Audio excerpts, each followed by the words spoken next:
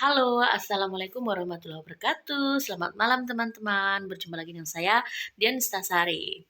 Ini malam hari ya, teman-teman bisa lihat ini bayangannya. Saya susah menghilangkan bayangan ini. Kita pakai kamera yang tidak terlalu bagus, tapi saya harap meskipun kamera seadanya, tapi teman-teman bisa mengambil manfaat ya dari apa yang saya ceritakan, terutama bagi teman-teman yang masih menghadapi detik-detik menjelang operasi. Mendengar kata operasi, luar biasa teman-teman. Apalagi jika dokter mengatakan ibu harus operasi dan tidak ada lagi jalan lain selain operasi. Rasanya itu seperti apa ya? Pokoknya gemetar, takut, khawatir, cemas pasti itu. Siapapun itu yang menghadapi, mungkin bagi teman-teman dokter, kemudian perawat yang bekerja di ruang operasi pun ketika divonis untuk operasi, pastinya ada rasa cemas, khawatir, dan takut. Dan berdasarkan pengalaman saya pribadi, saya ingin sedikit membagikan tips untuk mengurangi, bukan menghilangkan rasa takut, karena pastilah masih ada rasa takut itu, tapi untuk mengurangi rasa takut dan rasa cemas ketika menjelang operasi. Yang pertama, kita takut itu karena apa? Pasti karena kita tidak tahu sih apa yang akan terjadi pada kita di ruang operasi. Karena itu sebelum saya dioperasi, sebelum saya ke medis, saya sudah mencari tahu baik lewat Google, YouTube, dan lain-lain, apa sih operasi patah tulang, operasi pemasangan pen itu seperti apa. Saya lihat benar-benar, padahal saya orangnya penakut banget ya.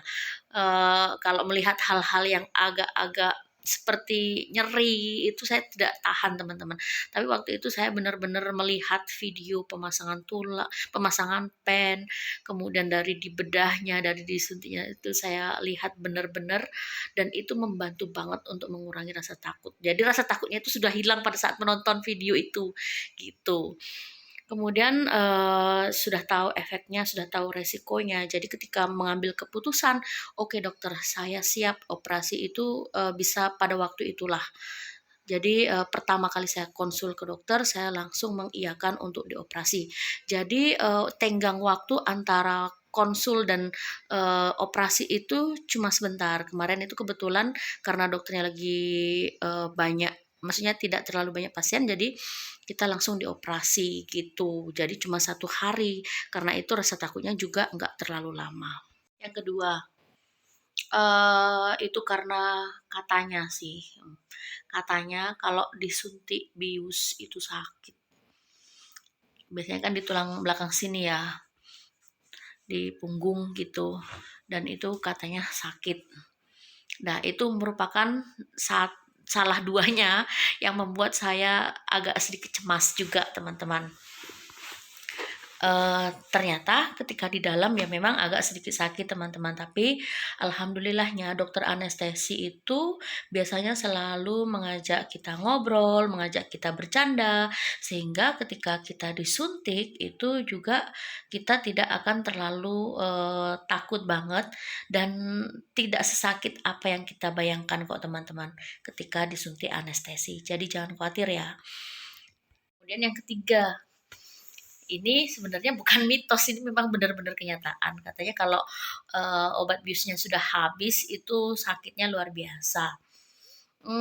Sebenarnya ya pastilah ketika kaki kita itu dibedah atau bagian tubuh yang lain dibedah, itu habisnya pasti sakit ya. Apalagi kalau obat biusnya sudah habis, itu pasti ada rasa panas, perih seperti itu. Tetapi tentu saja dari medis juga sudah siap-siap teman-teman. Jadi kita juga sudah disuntik obat penahan rasa nyeri. Kemudian kalau misalnya kita nggak tahan banget, nanti akan ada lagi obat-obatan yang dimasukkan yang akan membantu kita untuk mengurangi rasa nyeri yang ada di bagian tubuh kita yang habis dioperasi. Tapi ya itu biasanya hanya berlangsung sebentar kok teman-teman. Nggak sebentar juga sih, agak lama. Itu kurang lebih 36 jam kemarin saya merasakan sakit di bagian kaki saya, tapi setelahnya blas sama sekali hilang. Jadi yang perlu teman-teman lakukan itu ketika mendengar berbagai macam berita tentang operasi, Ya memang kita wajib tahu itu ya, kita siap-siap untuk menguatkan hati, menguatkan fisik, menguatkan mental kita untuk menerima itu. Kemudian ya apa ya, kita bayangkan saja sih, kalau misalnya kita tidak operasi, nanti seumur hidup kita jalan pincang, cacat, kayak gitu kan. Sedangkan kita punya kesempatan untuk bisa berjalan seperti normal kembali gitu. Meskipun tidak senormal pada waktu sebelum patah tulang. Jadi ya kenapa kita melewatkan kesempatan itu gitu loh. Jadi kita bayangkan dulu lah hasil dari operasinya. Bayangkan bahwa kita akan berjalan, kita akan bisa kemana-mana, kita bisa eh, kita bisa menikmati waktu dengan keluarga lagi, keluar jalan-jalan dan lain-lain lah. Jadi itu yang saya bayangkan kemarin. Saya bayangkan kalau saya tidak operasi seperti apa, kalau saya operasi seperti apa.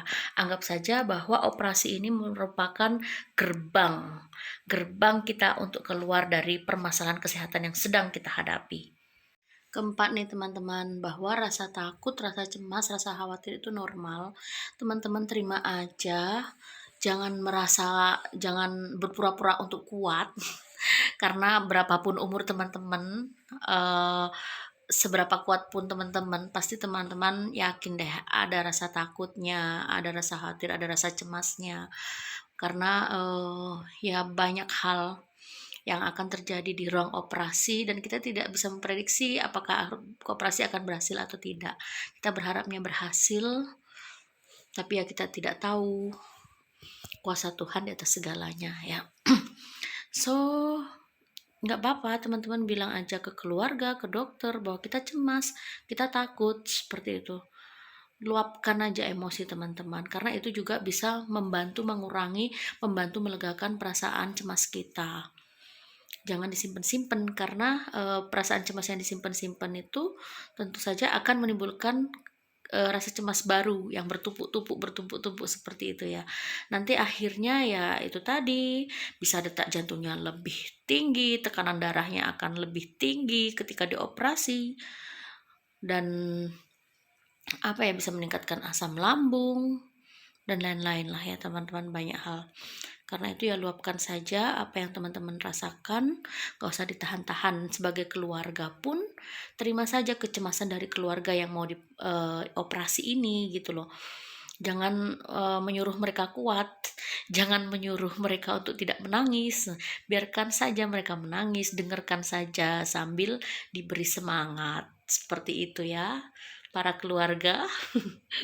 Kelima dan yang paling penting, yang terakhir ini adalah banyak berdoa, banyak berzikir, meminta kesembuhan, serahkan semuanya sama Allah, dan mohon maaf kepada, kalau misalnya punya suami ya suami, kepada orang tua sebelum memasuki ruang operasi.